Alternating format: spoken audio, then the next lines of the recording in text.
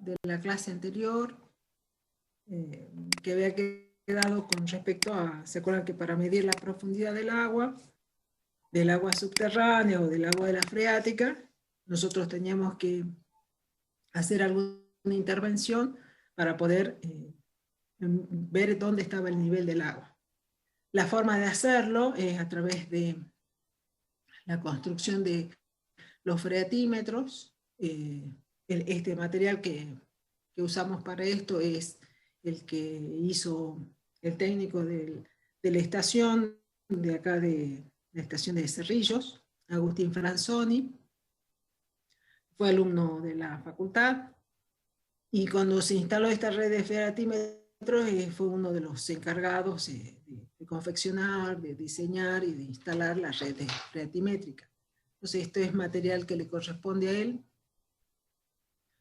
que lo compartió una vez con la cátedra, y que todos los años la uso porque es una forma, está con todos los materiales para poder realizar la construcción. Y bueno, si alguno en algún momento les interesa, pueden recurrir en principio a los materiales, a ver cuáles son, y si no, al técnico que está en el INTA.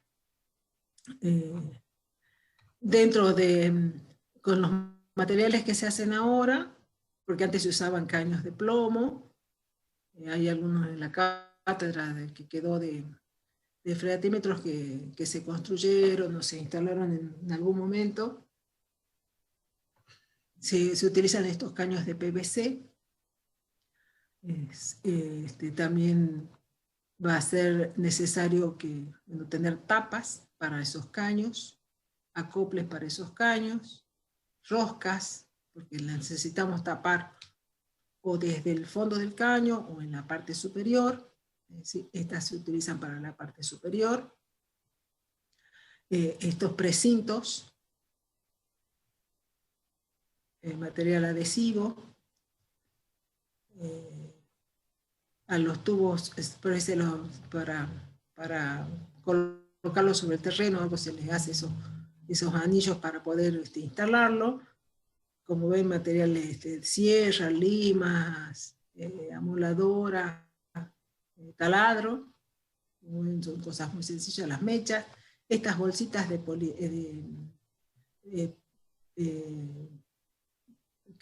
son las poroteras, para que las vamos a usar de filtro, grava y cemento para poder fijarlos.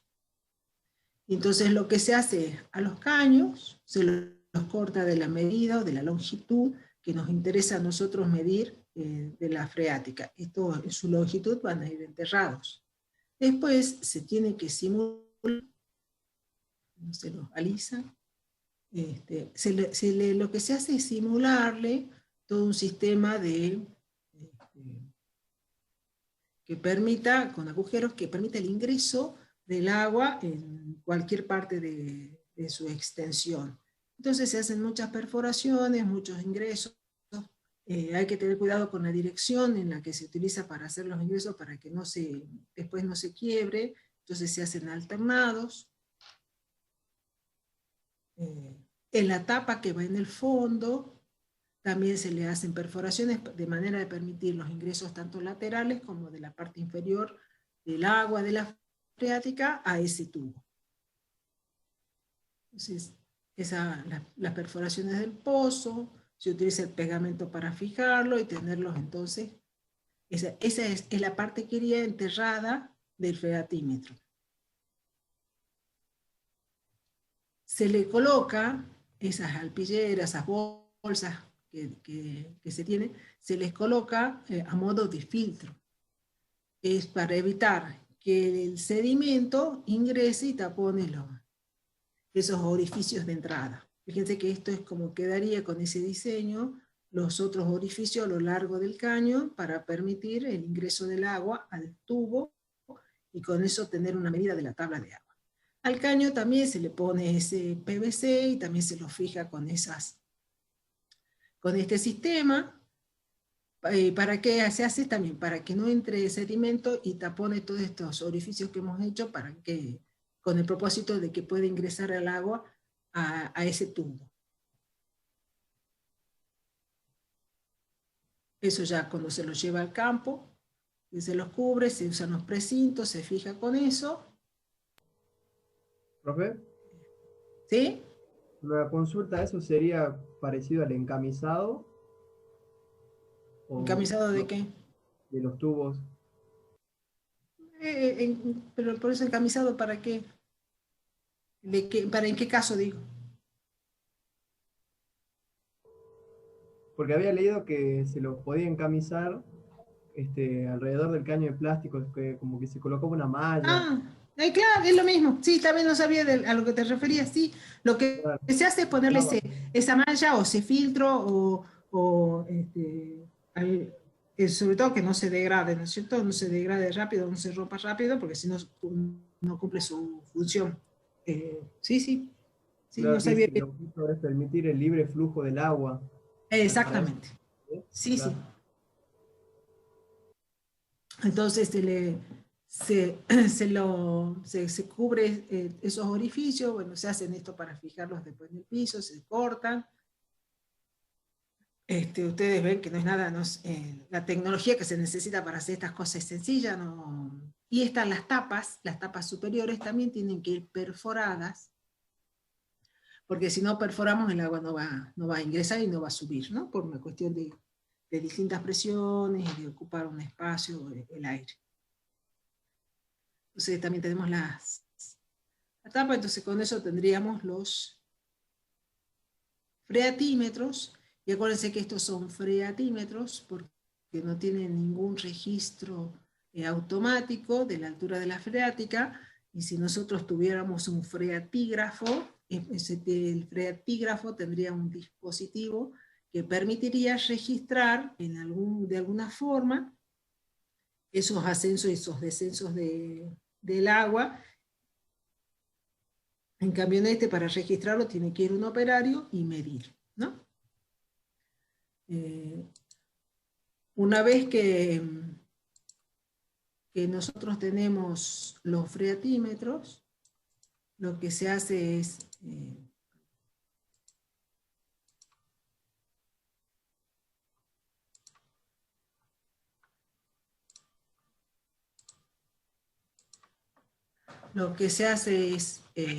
instalarlos.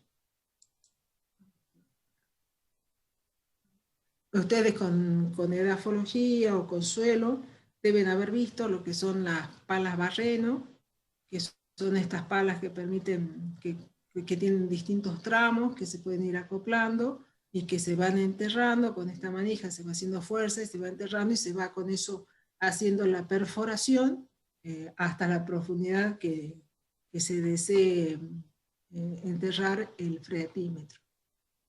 Entonces lo primero que se hace es esa perforación, se introducen los freatímetros con esa longitud que yo deseaba tener y deseaba medir, se colocan en el suelo, en el perfil, digamos, y cada uno de estos, lo que se tiene que tener el cuidado siempre es de fijarlos, de dejarlos firmes en donde se instala, en la zona, porque la gente es curiosa y por ahí no tienen por qué saberlo, pero desconocen totalmente la utilidad que tienen estos aparatitos que nosotros ponemos, porque si nos sirven a nosotros, nos sirven como región, nos sirve como Estado, nos sirve como productores, nos sirve como organización, para todos.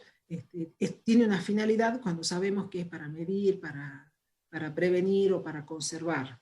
La gente no tiene por qué saber eso, entonces por ahí, por curiosos, los pueden arrancar, los pueden estropear, los pueden rellenar. Eso es una cuestión bastante común, que los destapen y les piedritas adentro y los taponen. Entonces lo que se hace es colocarlo en lugares más o menos seguros y se los fija con,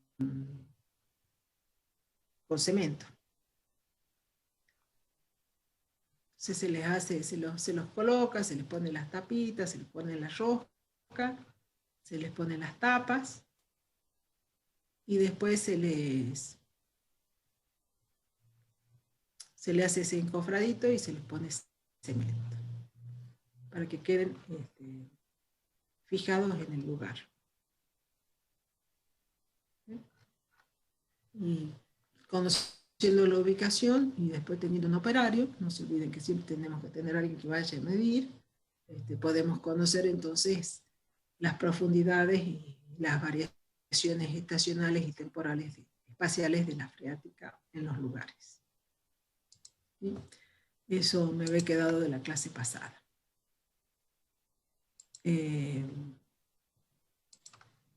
¿Alguna pregunta de eso? Profe, yo tengo una duda. Dime. Con respecto a cómo sabríamos el valor que nos daría los freatrímetros. O sea, cómo nos arrojaría el valor o cómo lo mediría el operario, digamos. ¿Vos te imaginas de alguna forma o no? Me cuesta imaginarlo. O sea, yo creo que debe ascender el agua y debe quedar marcado en algún lugar. Ah, ¿y cómo harías para Es que mirar el a agua 2 metros de la marca? estaría en tubo, ¿no? ¿Podría ser introduciendo una cinta medidora o algo así? Sí, sí, sí. Bien. En general Un se pone hilo con con un una corchito. cuerdita, se hace, perdón, no sé quién estaba hablando. Un hilo con un corcho, profe, ¿no era? Y con una tapita, con algo que cuando toque la superficie del suelo, haga un ruidito como este, ¿no? Ah, Entonces, con alguna partecita hueca, que puede ser una tuerquita, o el corcho, no me acuerdo, Michelle, ¿no? Habla. Eh, pero Sí. seguro con algo que al chocar con la superficie emite un ruidito. Entonces con eso se sabe que llegó la cuerda, llegó hasta la superficie del agua, y entonces se mantiene esa marca y se saca la cuerda y se mide la longitud. Con una metodología muy sencilla, por supuesto, que si uno va a un lugar donde tenga disponibilidad de recursos, hay sensores, ¿no? Hay sondas que tienen un sensor, donde se introducen, cuando toca el agua, suena una chicharrita. Pero si no tenemos eso, podemos reemplazarlo fácilmente. No hace falta mucha tecnología para poder escuchar con cuidado cuando se va introduciendo la cuerdita, porque es un sonido que no se confunde y con eso se puede ir midiendo. bien, gracias, profe. De nada. ¿Alguna otra consultita? Profe, ¿cada cuánto Sí, se hacen las distancias de la red. del caño? ¿4 Las centímetros? perforaciones, y Ah, no, se hacen así medio al azar y media cerca, nada más. Lo que sí no tienen que ser todas en el mismo espacio porque se puede quebrar, ¿no? Pero ah, la puedes hacer en 3 bolillos cada 10 centímetros, 15 centímetros. La idea es dejarle un sistema que es permeable al agua. ¿Profe? ¿Sí? Sí, como dice el compañero en el tema de las perforaciones, estaba leyendo que uno de los pozos dice que debería ubicarse aguas arriba y dos más aguas abajo, topográficamente. ¿Podría ser así? Sí. No, no, pero eso son dos cosas distintas. Yo lo que entendí es las perforaciones de la del caño. Perdón, el que preguntó antes, ¿se refería a eso? sí, profe. No, porque una cosa es las perforaciones que uno le hace al cañito para que pueda entrar el agua, entonces le decía yo en 3 bolillos, y la otra, la disposición de los freatímetros para medir la Sí. red, te hacen falta más de uno. Por supuesto que vas a medir aguas arriba, o sea, en las partes más altas, porque las partes más altas son las zonas de carga, y las partes más bajas las de recarga, ¿no? Para conocer el flujo y la distribución de la dirección del agua.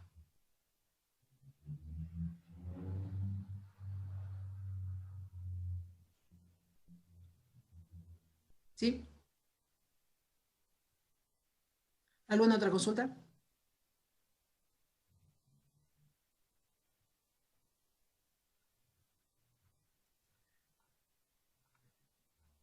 Bueno, el otro temita que nosotros vamos a ver ahora y que corresponde como una presentación de lo que es la parte de topografía, es la parte de unidades de medida y de escalas. Y que eso es lo que se va a hacer en el práctico del viernes, y sobre lo que para agronomía y lo que va a haber cuestionario. Y para los alumnos de recursos, como el lunes es feriado, el profesor Asiar les va a subir la ayuda, una guía de resolución. Es un práctico que es sencillo, son cuestiones de resolver cálculos, pero que no son complicados, así que les va a hacer la guía y después les va a poner también un pequeño cuestionario sobre ese tema.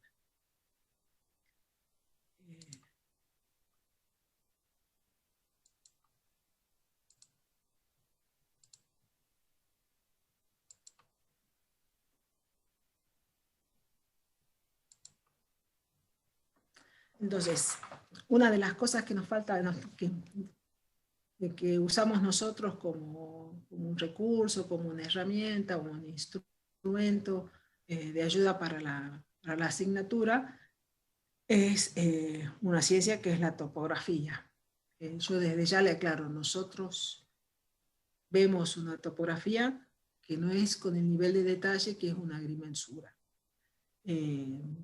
Cuando los agrimensores estudian bastantes años, y no lo que nosotros vamos a ver no sirve para hacer mensura, no sirve para hacer delimitaciones de propiedades, lo usamos con fines de conservación, con los fines de conocer el suelo. Y para eso, por supuesto que dejamos de lado una serie de cuestiones, ¿no? Entonces lo que nosotros vemos es una topografía que acompaña a la materia, no es específica, la materia no tiene como objetivo la topografía, sino de tomar de la topografía algunas cuestiones que nos ayudan a trabajar y a comprender el tema de conservación del suelo. Entonces, lo primero que tenemos que ver es qué es la topografía. Entonces hay varias definiciones, yo les puse dos. Una dice que es una ciencia que permite determinar la posición relativa de puntos sobre la Tierra, y así con esa determinación, esa posición relativa de los puntos, nos podemos determinar distancias, calcular áreas o calcular volúmenes. O hay otra definición que dice que es el conjunto de técnicas y conocimientos para describir y delinear la superficie del terreno. A nosotros nos interesa, entonces, cómo es de manera, llevar un modelo de la superficie real, llevarlo a un modelo simplificado que nos permita, entonces, establecer distancias, establecer áreas, establecer volúmenes y establecer una serie de características propias del lugar con respecto a su paisaje. O, dicho nos permite también conocer, cuando nosotros hablamos de cotas cuando hablamos de las isoipsas, primero hemos hecho uso de esta técnica de topografía para medir la altura de la superficie, para después recién poder medir la cota del agua. Entonces tiene muchas aplicaciones para nosotros. Por supuesto que su objetivo que va a ser la medición y representación de la superficie de la Tierra, y que siempre hablando nosotros de superficies acotadas, ¿no? Y que nos va a permitir tanto planificar obras como también permitir tomar decisiones con respecto a los manejos de esas zonas. ¿Qué hacemos cuando medimos a través de la topografía?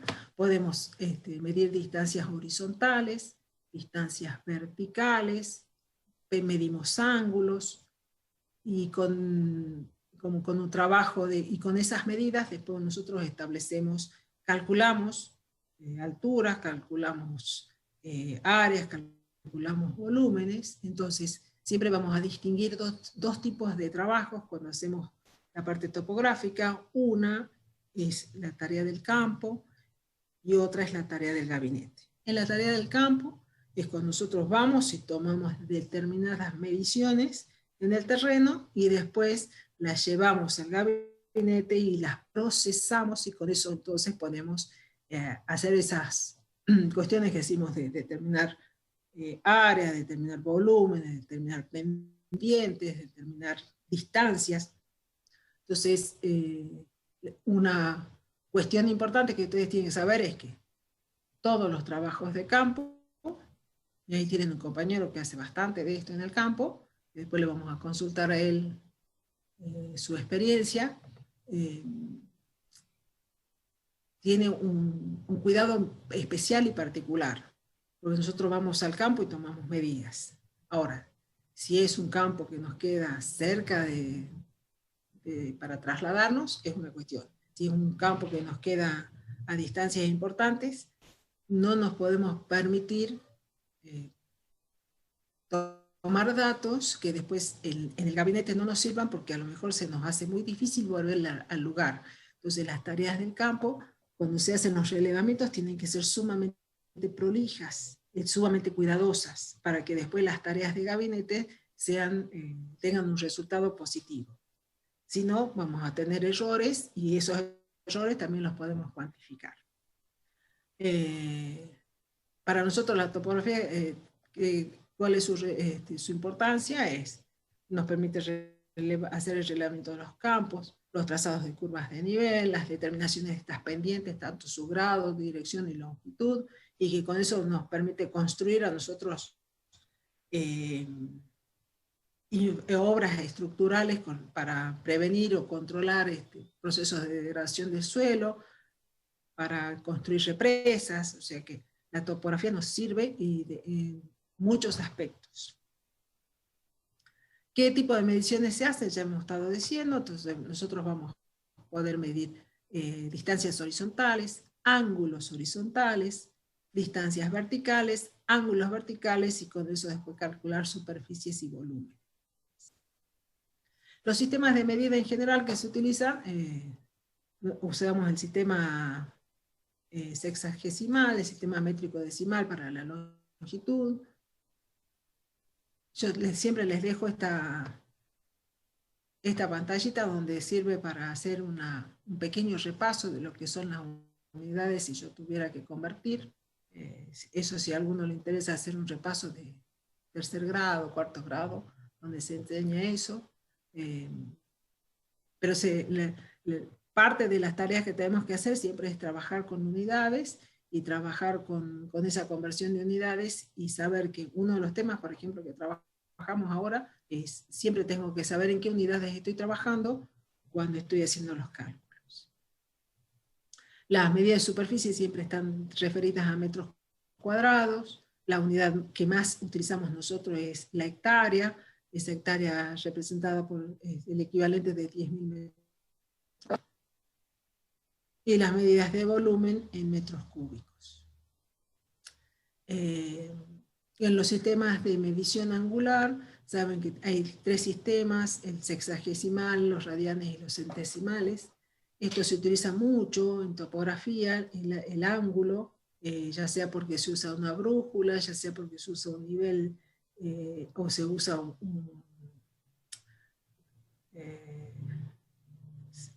ya me voy a acordar. El nivel o la brújula, todos miden un ángulo. En general nosotros vamos a estar dentro de este sistema, pero siempre tengan la precaución de, cuando se está trabajando con un sistema que está midiendo ángulos, de saber en qué sistema está. Podemos estar midiendo en este sistema centesimal y no saber, y después vamos a tener que convertirlos para que el trabajo no tenga errores. El sexagesimal, el ángulo recto está representado por 90 grados, con un total de 360 grados. Y el centesimal, el ángulo recto está representado por 100 grados, ¿no? Y cada uno tiene su sistema de conversión. Cuando trabajamos con el sistema sexagesimal, también vamos a tener la información o referida los ángulos en grados, minutos y segundos, o grados decimales. Y si nos tenemos que hacer las conversiones, yo acá les dejo 2 ejemplitos, porque en el práctico hay para hacer algún trabajo con ángulos, y con ese trabajo con ángulos tenemos que recordar estas cosas para convertir. Acuérdense que un grado son 60 minutos, 1 minuto 60 segundos y que un grado tiene 3.600 segundos. Y cuando trabajamos, es posible que a los grados expresados en minutos y en segundos lo tengamos que expresar como está acá en grados decimales. Entonces los tenemos que convertir usando las reglas de 3 simples, o al revés, si tenemos un grado decimal, necesitamos convertirlos a grados, minutos y segundos, y usando también esa relación de lo que equivale cada grado, minuto o segundo, podemos convertir los grados decimales a este tipo de expresión. Las medidas en las que nosotros podemos establecer esas distancias, vamos a tener distintos métodos, siempre vamos a estar, es un parámetro, una magnitud que siempre va a estar presente, y tiene distintas formas de medir. Hay métodos rápidos de medición, y uno es el sistema de medición de pasos. Ahora, algunos de ustedes me cuentan cómo haría ese sistema, cómo mediría con sus pasos, qué tendría que hacer.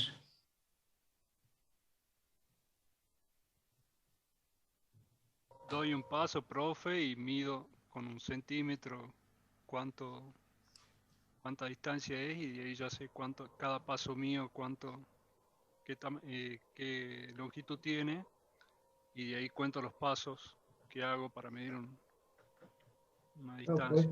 cada paso es 1 metro. Parecido. ¿Qué? Aproximadamente se toma un paso que es 1 metro, más o menos. ¿Tanto? ¿Cuánto medís vos? Así no es. ¿Qué? Podría Un sacar paso, un promedio de los metro. pasos. Debe ser Goliat vos, ¿no? Profe, pero no es muy inexacto así. O sea, tiene mucho... Estamos hablando de métodos rápidos nada más, no estamos hablando de métodos precisos. ¿Podría sacar un promedio de cuánto mide un paso, midiendo varios, así acercarme? Parecido. Mejor que eso. Va por ahí. Busco 2 puntos de distancia conocida, recorro el camino contando el número de Sí. pasos, y de ahí Sí. determino en esa distancia cuántos pasos hice y lo paso a metros. Exactamente. Y lo hago más de una vez. Nuestros pasos no son mecánicos, no es una máquina el que está caminando, entonces puede variar un poquito el paso. Es así, se estandariza de esa manera, como acaba de decir la alumna. Perdón que no les veo el nombre, por eso me refiero así. Con una distancia conocida, lo que hago es caminar, cuento la cantidad de pasos y después divido para conocer en promedio qué distancia recorre el paso, ¿no? Porque además cada uno tiene un paso distinto, porque tiene que ver mucho con el largo de piernas, con la altura.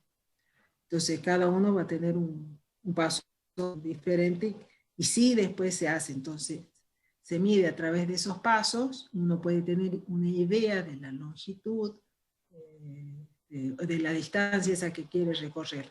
Pero vuelvo a repetir, son métodos rápidos, que no dan precisión, pero sí nos permiten hacer una primera apreciación. Otra forma de medir distancias es con los odómetros, que ustedes los deben ver mucho en las calles o en la ruta cuando hay accidentes de tránsito, que es una ruedita que se desplaza, se conoce la longitud de esta ruedita, y cada vez que la ruedita pasa por un lugar, tiene una muesquita, un marcador o un sensor, y cuenta entonces la cantidad de vueltitas que da, y conociendo la longitud se saca el número de vueltas por la longitud de la rueda, se puede conocer la distancia. Un método rápido también que pueden tener, aunque no sea tan preciso, es conociendo, por ejemplo, con la rueda del tractor, ¿no? Con una marca, y si se desplazan, cuentan la cantidad de veces que se desplaza que pasa la marca por el mismo lugar, y con eso también pueden tener un método rápido de estimación de una longitud. Después, con cuestiones más precisas, tenemos la cinta de agrimensor, que tienen toda una variedad de tamaños, de colores, de formas, de materiales. En la cátedra hay uno que es de una cinta de acero. Las cintas de acero duran bastante, sufren menos deformaciones, menos dilataciones por calor, son mucho más pesadas para manipular. Y después tienen, o de estas cintas sencillas que las encuentran en cualquier ferretería, y de ahí van subiendo la distinta longitud que pueden tener para poder medir, ¿no? Las cintas estas de plástico son livianas para transportar, son prácticas, pero por ahí, bueno, a lo mejor sufren alguna deformación por calor.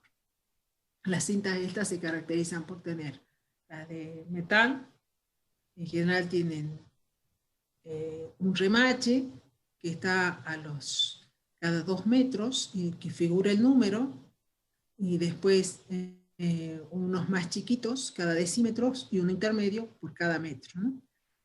Puesto en este esquema de acá, o sea, 32 sería la medida del remache, cada uno de estos un decímetro, y uno un poquito más grande sería el metro, o sea, esto sería 32, 33, 34. Los remaches son así, de esta forma, tienen impreso el número, y lo tienen impreso desde, o puesto, más que impreso, los remaches estos están de la cinta de los 2 lados, ¿no? Entonces, del otro lado siempre va a estar el complementario, por eso acá dice, si tuviéramos una cinta de 50 metros, acá voy a tener el 0, y del otro lado voy a tener 50, acá 2, del otro lado 48, y así a lo largo de la cinta. La precaución que tenemos que tener es que estas cintas, cuando nosotros estamos midiendo, se pueden doblar.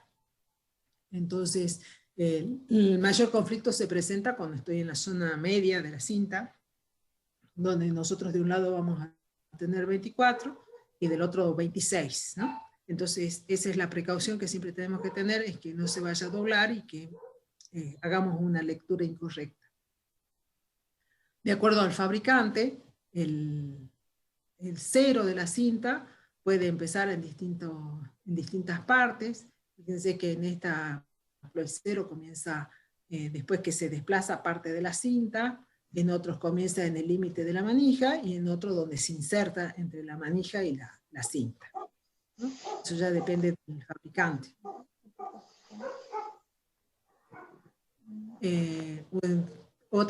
Los accesorios que necesitamos para trabajar con la cinta son las fichas topográficas, que son fichas de material, de varillas de acero, que tienen un aro que sirve para reunirlas y tenerlas en manojo, y los jalones, que son estas estructuras que se pintan y que nos sirven para marcar en un lugar, y a partir de eso poder medir con la cinta. Cuando se hacen estas operaciones de cinta, que se hacen con 2 personas, 2 operarios, un zaguero y un delantero, porque digamos, estas fichas ¿para qué nos sirven? Para ir midiendo la cantidad de veces que desplazamos o que extendemos la cinta para la medida. Entonces, cuando se comienza a desplazar en la medición, se marca el punto con un jalón y se comienza a desplazar. Entonces, cuando se tiene una medida de la cinta, el que va al delantero pone una ficha y se desplaza hacia adelante, y el zaguero levanta la ficha. Entonces, así va midiendo, y al final la cantidad de fichas por la longitud de la cinta se tiene la medida.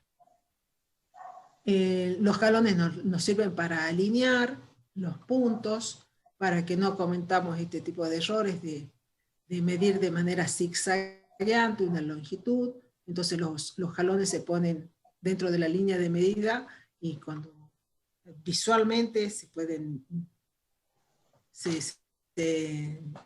colocan en esa línea, y el que está el operador, el que está mirando, si están todos bien alineados, se va a ver un solo jalón. Si están fuera de la línea, se los va a ver en los costados de cada jalón que tengo al frente, ¿no? No son operaciones difíciles de hacer. pero son muy útiles para tener esta cuestión así alineada. Cuando se mide Profe, la... ¿Sí? profe, y en el caso de que sea el terreno muy irregular, ¿cómo serían las mediciones? O sea, ¿serían con más jalones, digamos? Claro, sí, en eso no tenés problema si estás haciendo con cinta, ¿no? Claro. Si es muy irregular, los únicos que se van a cansar son los operarios. Ok. Sí, sí, porque si los tenés, si se te dificulta la visibilidad del jalón, si no lo podés ver, sí acortás las medidas, por supuesto. Ok, ok. ¿Sí? Es más difícil o más complicado cuando lo haces con nivel y mira, porque si es muy accidentado, dejas de ver la mira o no podés ver. Entonces ahí tenés que buscar también más cerquita. En general, aunque ustedes no van a ver casi ninguna recomendación en los libros, en el apunte que está de la cátedra, pero en general cualquier medida que hacen los agrimensores con la cinta siempre hacen 2 medidas, ¿no? Una de ida y otra de vuelta cuando hacen con la cinta y después sacan un promedio de las medidas. ¿Qué errores se pueden cometer con estas mediciones con cinta? Es una que no sea una cinta estándar, o sea que sea una cinta con un origen dudoso, que no tengamos ese alineamiento, entonces la medición también no va a reflejar la distancia real, que la cinta no esté, que esté toda doblada, que tenga variaciones por temperatura o variaciones por tensión, y que en la apreciación esa que hacemos en esas fracciones que está dividida la cinta, cometamos errores, ¿no? ¿Me quiero dar un ratito primero? Otro, no sé quién tiene abierto el micrófono, por favor, cierre. Otro tipo de instrumento que nos sirve para establecer medidas, tanto distancias horizontales o lecturas verticales, es el nivel. Con después vamos a trabajar y vamos a poder establecer las alturas. Consta de este nivel, donde tiene un sistema de lentes que nos permite medir, y se apoya sobre un trípode y se hacen las lecturas sobre estas reglas que se denominan miras. Hay distinta tecnología, distintos niveles de precisión, y yo se los presento, aunque no los tengamos en este momento disponibles para poder medir, ¿no? Pero sepan que existe con los distanciómetros, que son todos medios electrónicos, o podemos tener, bueno, el GPS, por ejemplo, ustedes saben que estos GPS sí tendrían una buena precisión con respecto a lo que es latitud y longitud, pero con respecto a las alturas, que a nosotros nos interesa mucho conocer, establecer las alturas del terreno, el margen de error que tienen es bastante alto. Nosotros no nos podemos permitir variaciones mayores que el centímetro, y estos GPS de mano pueden tener variaciones de 1 a 3 metros. ¿No? Entonces, nosotros si queremos hacer topografía para una medida de conservación, no podemos recurrir a estos GPS. Sí podemos recurrir para localizar, pero no para hacer mediciones en altura. ¿Sí? El equipo que mostró 2 diapositivas anteriores. Sí. ¿Qué medida es? ¿Altura? Longitud nada más, es un distanciómetro. No, el anterior es ese más pequeño. ¿Ese? Ese. ¿Ese? El nivel. Un nivel. ¿Qué quieres preguntar sobre ese? Claro, ¿qué medida es la altura? Distancias. Ese te permite medir distancias teniendo estas miras, te permite establecer distancias horizontales. Por lecturas verticales a la mira te permite conocer alturas, o establecer después, medir, con trabajos de gabinete, establecer cotas. Y como tiene un sistema No sé si acá lo vamos a poder ver. Acá. Tiene esta plataforma que mide, que se desplaza y mide, te permite medir ángulos horizontales. Si el nivel gira sobre su eje 360 grados. Y con eso tenés mediciones de ángulos horizontales. ¿Sí? Gracias, profe. Sí. De nada. Bueno, de equipos topográficos hay un montón. Podemos tener, bueno, el nivel. Podemos tener el teodolito, que el teodolito lo que tiene es que el sistema óptico que tiene permite medir ángulos verticales, se desplaza de esta manera, también se desplaza girando, pero se desplaza, la lente se desplaza de manera vertical. Entonces, tener esas medidas.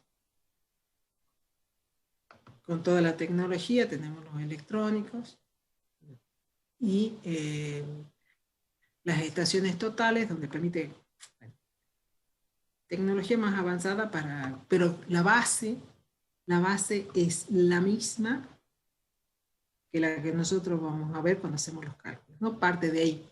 Después la tecnología nos permite trabajar a lo mejor más rápido, con mayor precisión, pero todo lo que nosotros vamos a ver de los principios para establecer los puntos de altura de algún terreno o las diferencias de altura y después trazar las curvas de nivel, la base es la misma.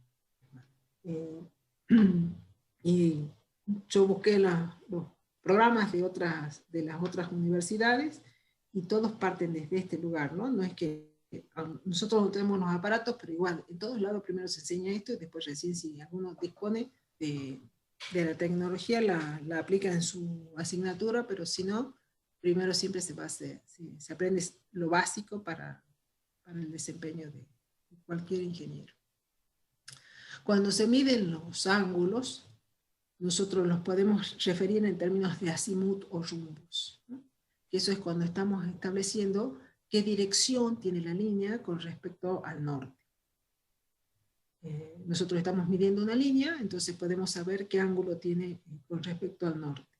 Cuando estamos hablando del azimut, de una línea, tiene acá definición, es una línea que está dada por un ángulo horizontal entre el norte y la línea. Y se mide en sentido de las agujas del reloj y su valor es de 360 grados.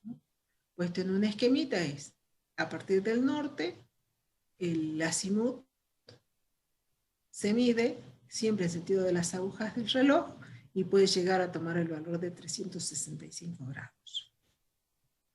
A diferencia del rumbo, el rumbo siempre se va a tomar desde el norte o desde el sur y con direcciones este o dirección oeste. Y el valor siempre va a estar comprendido entre los 0 grados y los 90 grados. No va a tomar un valor mayor que ese. Entonces, el rumbo siempre va a estar referido al cuadrante donde se encuentra la línea. Entonces, si yo lo veo desde acá, si yo miro esta línea, tomando esto como la letra O, la línea OA, dice, el rumbo va a ser de esta línea, ¿cuál va a ser? Respecto del norte y hacia el este. Entonces, este ángulo se lee.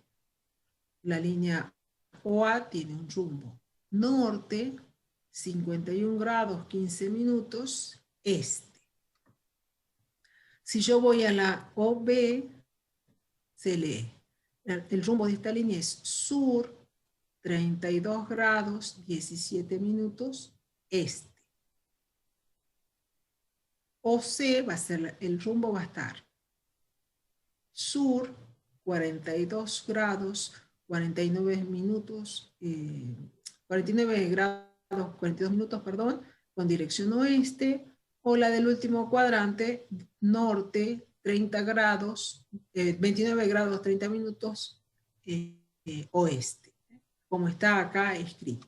Entonces el rumbo siempre va a estar referido a un cuadrante y no va a ser mayor a 90 grados. Siempre hay una posibilidad de estos rumbos y azimut convertirlos. Entonces, de acuerdo al cuadrante en el que están, tengo que tener en cuenta los valores para sumar o restar para poder convertirlos. Entonces, si estoy en este primer cuadrante, este ángulo que tengo acá, el rumbo va a ser norte, este, y en este caso, para el primer cuadrante, el azimut va a ser el mismo ángulo. Entonces, en el cuadrante, yo tengo que el rumbo es igual al azimut o el azimut igual al rumbo. Cuando estoy en el segundo cuadrante, acuérdense que el rumbo solamente va desde la dirección hacia el este o hacia el oeste, entonces el ángulo que se forma es este que tengo acá. El rumbo entonces, y si fuera el azimut, va en sentido de las agujas del reloj, el rumbo sería lo que está delineado en rojo. Si yo quisiera convertir este azimut en rumbo, ¿qué tengo que hacer?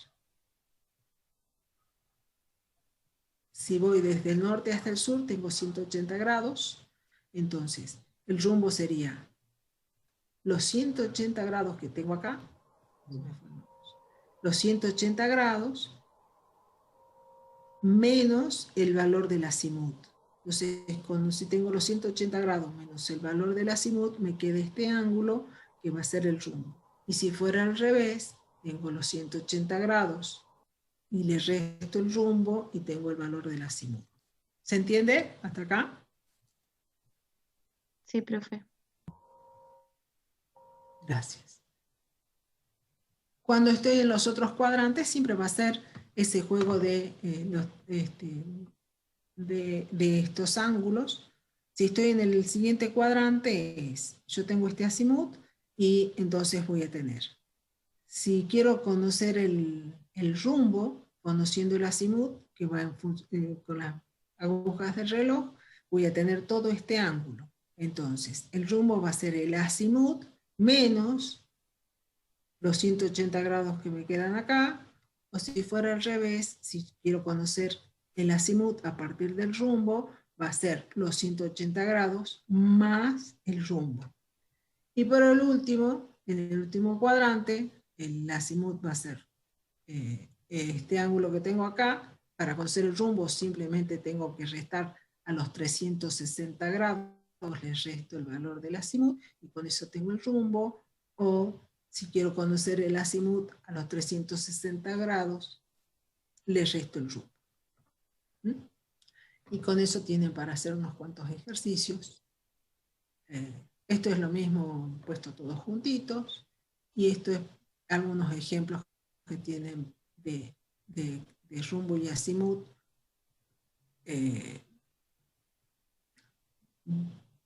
Puesto acá de acuerdo a los cuadrantes. Algunos ejemplos de conversión y de las operaciones que se hacen de suma o resta, por eso es el repasito que está adelante de ángulos, que me tengo que acordar cómo se restan los ángulos para poder resolverlo. Esto es lo mismo puesto de otra manera. Distintas formas para expresar exactamente lo mismo. Otra cuestión de suma utilidad, no solo para el manejo del suelo, sino ya lo han visto en cartografía y lo van a ver en cualquier otra cuestión que utilice siempre un plano, es la escala. La escala siempre tienen que recordar que es una relación entre dimensiones y que hace referencia a las dimensiones con las que se representa en un plano y con respecto al tamaño real. No se deben olvidar que es una relación de proporción. Y esa relación de proporción significa, si yo lo tengo en el mapa, con lo real o lo original, esa relación para que esa se cumpla, para que esa relación de proporción se cumpla, siempre tengo que respetar las unidades en las que se expresa esa proporción. En realidad la escala es adimensional, pero cuando yo estoy trabajando y convirtiendo un valor o averiguando con respecto a la escala alguna distancia o alguna superficie, siempre me tengo que acordar que estas relaciones tienen que ser en las mismas unidades. Es decir, si yo voy a hablar de centímetros, o voy a hablar de metros, o voy a hablar de kilómetros, siempre tengo que respetar que las dos unidades estén, las dos medidas que forman parte de la proporción estén en la misma unidad. Entonces, la escala que me va a representar esto, la medida en el plano con respecto a la relación la medida en el terreno. Y yo puedo averiguar despejando, por ejemplo, voy a tener esta relación, pero siempre esta relación me va a permitir describir o averiguar distintas medidas, o la del terreno, o la del plano, o establecer la escala si tengo al revés. Entonces, una escala, en general vamos a utilizar estas escalas que se expresan así, con una relación, con este signito de 2 puntos, siempre tienen que respetar esas medidas. ¿Y qué significa? Que una medida en el plano representa 500 medidas o 500 unidades en el terreno. Entonces yo voy a decir que la escala 1 y 500 puede ser 1 centímetro del plano representa 500 centímetros del terreno, o 1 metro en el plano representa 500 metros en el terreno, o 1 decímetro, 500 decímetros, pero siempre hablando en las mismas unidades. Si yo estoy diciendo que 1 centímetro de plano me representa 500 metros, en esa expresión estoy diciendo mal. No estoy respetando esa relación de proporción entre las dos unidades. Van a tener distintas formas, distintas unidades, que van a ir de un mayor detalle a un menor detalle. Lo que sí siempre se utilizan son números redondos o múltiplos de 5, pero no se utilizan, como está puesto esto acá, este ejemplito para decir que estas escalas no se utilizan, siempre se redondean a un número mayor o un número menor, pero no se expresan de esta manera, ¿no? Que 1 en 1346,80 no se expresa. O se dice 1 en 1300, o 1 en 1350, o 1 en 1200, 1250, pero no con esos decimales. Y ya saben que a mayor cantidad de unidades representadas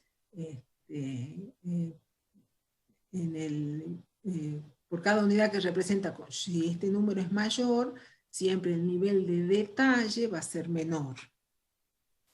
Entonces, nosotros vamos a tener distintas escalas, y si bien en la bibliografía se habla de esto, de escala media, chica o grande, yo siempre prefiero hablar de escalas de mucho detalle o poco detalle, porque esa grande, mediano, chica lleva confusión y podemos tener una expresión que no sea la correcta. Entonces, pero si hablamos de detallado o poco detalle o mucho detalle, sí sabemos que las escalas nos están representando mucho del terreno o poco del terreno.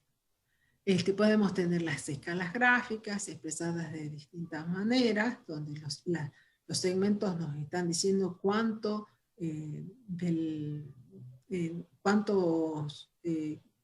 qué magnitud está representando respecto del terreno.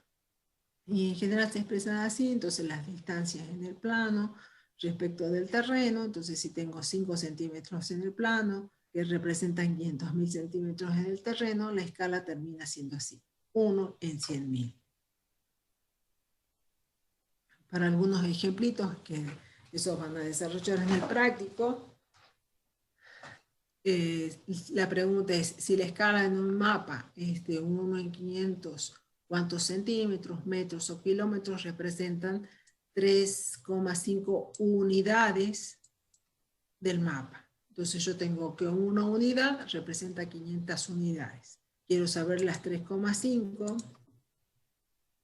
Entonces, siempre llevando a la misma unidad de expresión de medida, 1 centímetro del mapa representa 500 centímetros del terreno según esa escala, 3,5 unidades o 3,5 centímetros en el mapa representa 1750 centímetros del terreno, y si los convierto a metros o kilómetros, divido por 100 y tengo la expresión ahí en metros o kilómetros. Si yo hubiera dicho 1 centímetro del mapa, 500 kilómetros, la escala ya no serviría porque no se respetaría esa relación de proporción, ¿no? ¿Se entiende hasta acá? Sí. Mayor, Sí, profe, profe. el número sería menos detalle, ¿no? ¿Perdón? ¿Me escuché bien? Cuanto mayor sea el número, menos detalle es. Exactamente. Sí. Porque cada unidad te está representando muchos puntitos del terreno. Profesor, pues con la clasificación que puso usted en la diapositiva anterior, sería mayor detalle o una escala grande, ¿que no? Sí. 1 en 100, de 1 en 100 a 1 en 5000 sería de mayor detalle o detallado. Bien, bien. Y las otras de menor detalle, y estas que por ahí las denominan así, de mayor de 1 en 50.000, y como ustedes habrán trabajado en edafología, con los mapas de Nadir y Chafatino, que son escalas, que después se las redujo, pero 1 en 500.000, 1 en 250.000, que son escalas regionales, que nos sirven y de mucho esa información, pero depende de los objetivos, ¿no? Bien, profe. Pero digamos que nosotros mucho trabajamos a nivel predial, ¿no? Entonces, a nivel predial, también vamos a querer tener una descripción lo menos simplificado posible, ¿no? O sea, que esa descripción que nosotros siempre, yo siempre les insisto que estos son modelos que simplifican la realidad. Entonces, estas escalas nos están representando un terreno. Siempre vamos a querer que esa representación sea con la mayor información posible cuando nosotros tenemos que tener alguna toma de decisión. Hablando de nivel predial, entonces necesitamos este tipo de escalas. Cuando hablamos de decisiones que se hacen a nivel regional, gubernamental, estas escalas, por supuesto, que son sumamente apreciadas porque les dan, a nivel regional, les dan una información que también permite con esos objetivos, ¿no?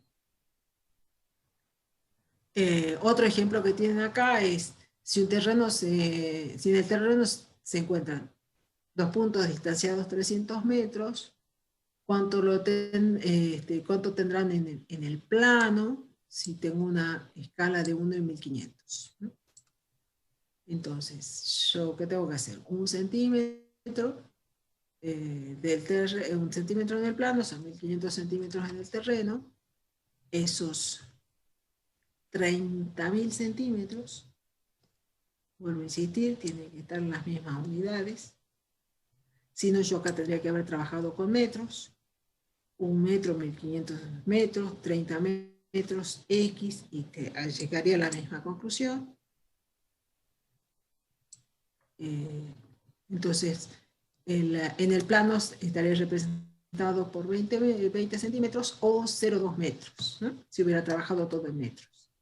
Pero acuérdense que estas unidades, y les vuelvo a repetir, porque en el parcial no se tienen que equivocar, siempre tengo que respetar esta relación de proporción con las mismas unidades. No puedo hacer una regla de 3 simple con distintas unidades.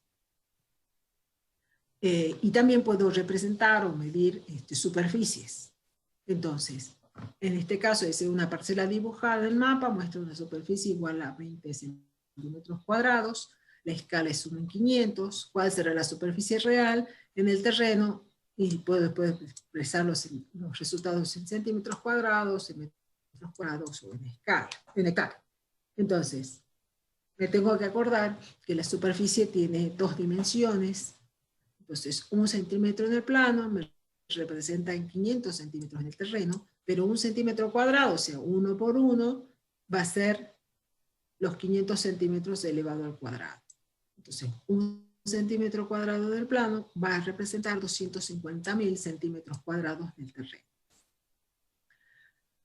Quiero saber, entonces, estos 20 centímetros cuadrados, ¿cuánto me está representando de la superficie real o de la superficie del terreno? Entonces, 1 centímetro cuadrado son 250.000 centímetros cuadrados del terreno. Los 20 centímetros del plano son X, o sea, 5 millones de centímetros cuadrados.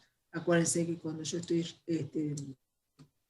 cuando hago conversión de unidades en unidades de superficie, corre cada 100 o 2 unidades. Entonces, para pasar los centímetros cuadrados a metros, los tengo que dividir sobre 10.000, y los metros para llevarlos a hectáreas también lo tengo que dividir sobre 10.000, entonces los 20 centímetros del plano me representan 0,05 hectáreas en el terreno. ¿Se entendió esto? Sí, profe. Sí, profe. Sí. Sí. Hay que practicarlo, ¿no? Hay que practicar un poquito, sí. Para eso tienen el práctico del viernes. Porque son puros calculitos nada más, pero siempre, yo creo que con la insistencia de las unidades, no van a tener tropiezos. Y ahora, con estas unidades que nosotros hacemos de representación, de medidas de longitud, de ángulos, de distancias, de alturas, con los distintos aparatos, nosotros eso lo vamos a poder volcar en distintos planos, pero para eso la topografía hace algunos supuestos, ¿no? Acuérdense que nosotros estamos en un geoide, la Tierra tiene una forma, y nosotros simplificamos esa forma, no tomamos en cuenta esas curvaturas de la Tierra.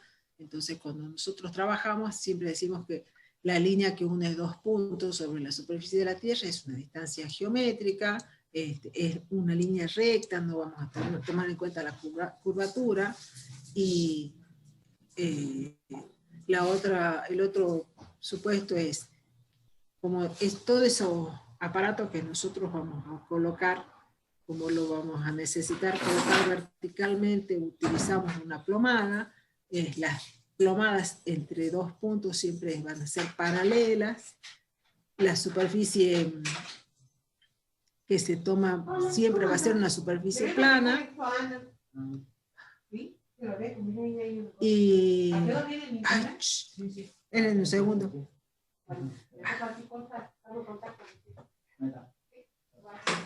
Perdón, que justo llegaba gente a mi casa. Y el último es que 2 ángulos, el ángulo formado por 2 líneas rectas en la superficie terrestre forma un ángulo plano. Entonces tenemos estos supuestos cuando hacemos uso de la topografía. Entonces, cuando nosotros medimos, podemos tener distintos planos. Por un lado vamos a tener la planimetría, vamos a tener la altimetría, y podemos tener, cuando juntamos las dos, planimetría y altimetría, podemos tener la planialtimetría. Entonces, la altimetría, ¿qué va a hacer? Tiene las definiciones, y esto está todo sacado de los apuntecitos, del manualcito que tenemos en la cátedra. Entonces, ¿qué hace la planimetría?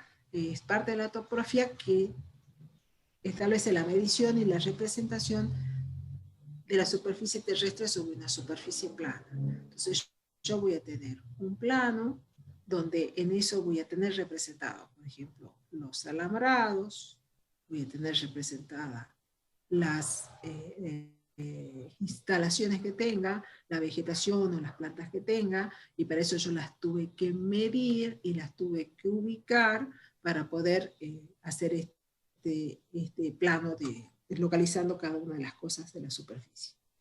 ¿Y qué me aparece acá? La escala. O sea que yo voy a tomar las medidas en el campo, voy a localizar y lo voy a volcar en un plano y lo voy a volcar a escala. Entonces, puesto de otra manera, yo tengo la superficie, en la superficie del terreno voy a hacer las mediciones de las casas, de los árboles, y eso yo lo voy a volcar en un plano. Para eso que utilizo mediciones horizontales, o las distancias distancias y voy a medir ángulos. Y con eso puedo volcarlo en un plano. Cuando yo hago mediciones verticales y establezco alturas, y esas alturas después las represento en lo que estos son las curvas de nivel, que me van a representar alturas en el terreno, estoy utilizando la altimetría. Y cuando voy, tengo los dos, tengo esa superposición de los planos planimétricos y los altimétricos, tengo la plan y altimetría. Pero les vuelvo a decir, siempre es preservando una escala y siempre es con alguna medida de altura y de ángulo. Seguro que voy a tener siempre para poder hacer esto. Cuando nosotros hacemos estas medidas, siempre cometemos algún error. Entonces, cuando mido los ángulos o mido las distancias, puedo tener algún error. Esos errores los puedo cuantificar, ustedes eso lo habrán visto en diseño estadístico, lo habrán visto en química, lo habrán visto en matemáticas, saben que ahí se puede calcular el error, y nosotros ¿qué tenemos que, para qué nos sirve eso? Es para con el saber si esos márgenes que nosotros tenemos o esos, podemos establecer algunos errores máximos permitidos. Entonces, si estamos dentro de un error máximo permitido, estamos dentro de lo que se llama la tolerancia. Y si estamos dentro de la tolerancia, podemos hacer algunas correcciones que pueden ser de ángulo, de cierre, de alturas. Entonces, esas tolerancias en general se calculan por esta formulita, que tiene que ver con una constante, que depende de qué magnitud estoy evaluando la tolerancia, va a ser, si estoy evaluando los ángulos que he tomado, esa constante puede estar en valores de ángulos, o si estoy hablando en distancia, en centímetros o en metros, respecto de o la cantidad de ángulos totales, que es el valor de D, ¿sí? Número de lados o vértices, perdón, o las distancias recorridas. Entonces, cuando yo hago ese trabajo y después, por algún motivo, o los ángulos no cierran perfectamente o las distancias no... se nota que cuando hago las tolerancias o los cierres no están bien representados en el plano, tengo este instrumento para saber si el error que he cometido está dentro de la tolerancia. Puedo tener un artilugio matemático que es ese de esas correcciones y distribuciones del error. Ahora, si está fuera de la tolerancia, ¿qué me va a representar? ¿Qué me pasa si supera la tolerancia? Pregunta para ustedes. ¿Tengo que volver a medir? O sea, como que se está cometiendo... ¿Qué pasa si me superó el máximo error permitido? No refleja claramente la realidad, claro.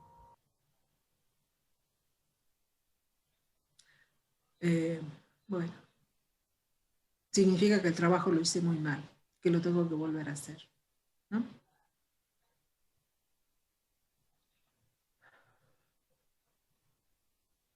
Y bueno, tenemos la fórmula en general, este valor de 3 centímetros para las distancias es su valor permitido.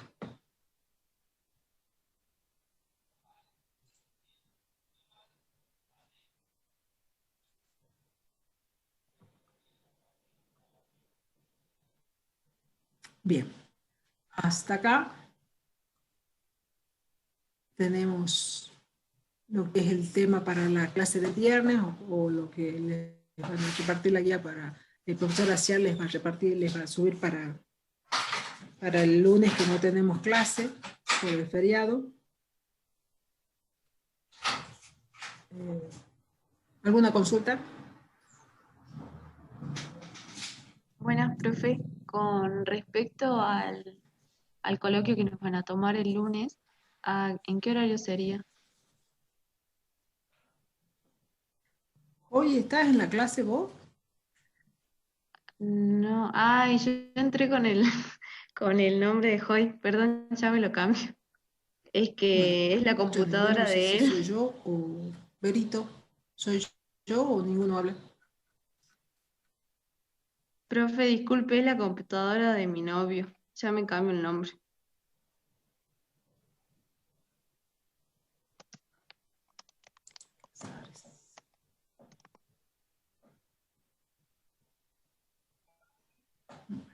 Ahí está. ¿Hay preguntas y no hay más? Terminamos acá la clase. Profe, creo que no nos escucha.